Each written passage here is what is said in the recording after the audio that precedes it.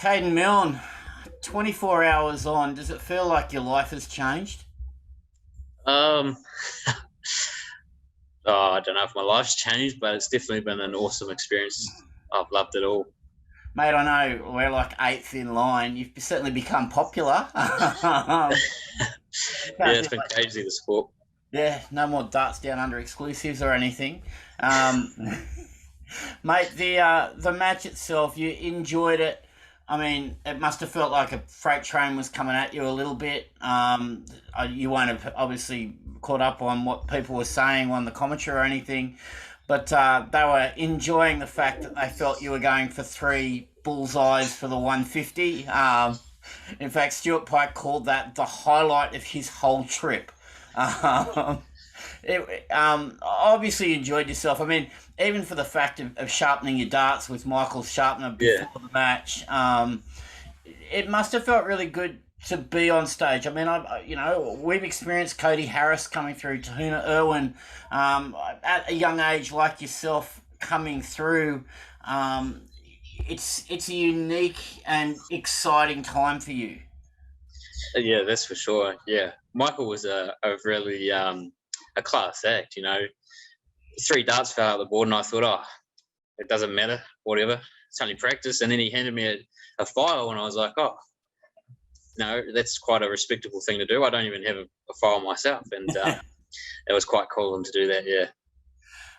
The 180, I mean, it was quickly dismissed with a 116 checkout, but I'm not sure anybody in the room cared or knew at that stage. It was fun. Like one more thing to say, I've come on this stage, I'm doing it. Speaking to people like Ray Smith and Damon Hedder, and their game stepped up when they learnt to be able to put away big scores in that situation, no matter what was going on. I mean, there must be little victories out of the fact that you played a guy who threw 99 and you're not used to that yet, as much as Darren and Hopes and all those guys like to throw excellent darts.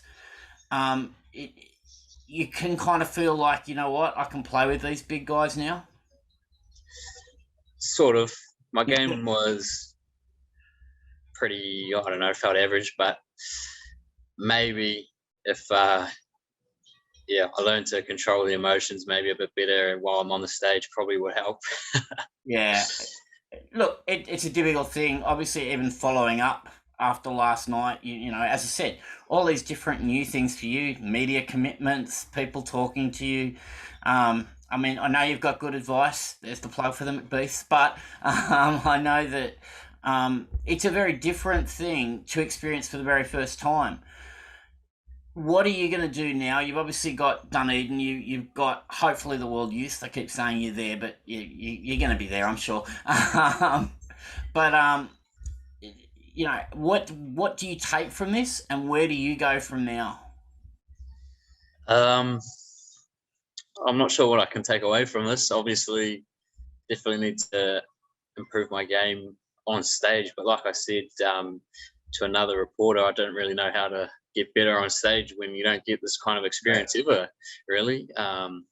So just trying to improve my ground game, and if I know I can play average quite high, then surely when I'm on stage, I should be able to be confident enough to do it as well.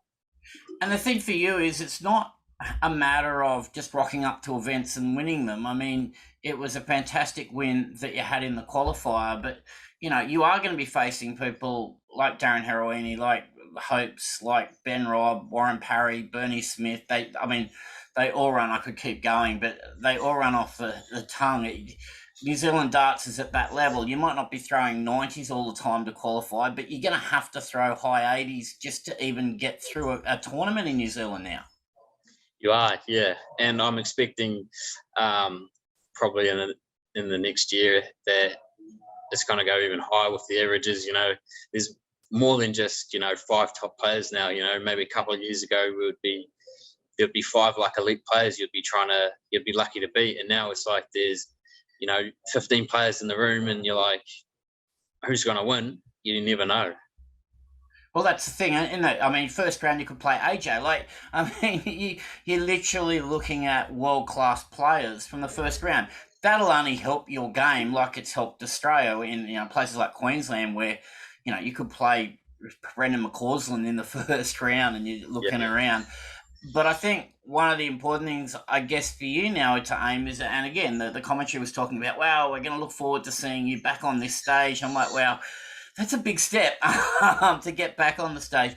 But like you said, playing those stage events really has to be the aim, so that hopefully in a couple of years' time you can follow in the footsteps of Ben and Hopes and get over to the PDC um, tour card situation. All right, that's a floor tournament, so a bit more used to it, but the yeah, pressure is yeah, something different.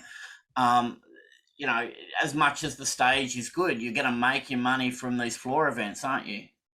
yeah. You've got to perform on the floor to even get a chance to go on stage. Really, that's Yes. right. All right, mate. Well, congratulations. I know Brocky said last night once you had one taste of it, you want more and more. I hope that taste remains despite what Michael did to you. Yeah, And we wish you all the very best. And I'm sure we'll catch up with you, Darts Down Under, when you've stopped talking to about a million other New Zealand outlets, buddy. cheers. I appreciate it. Thank you.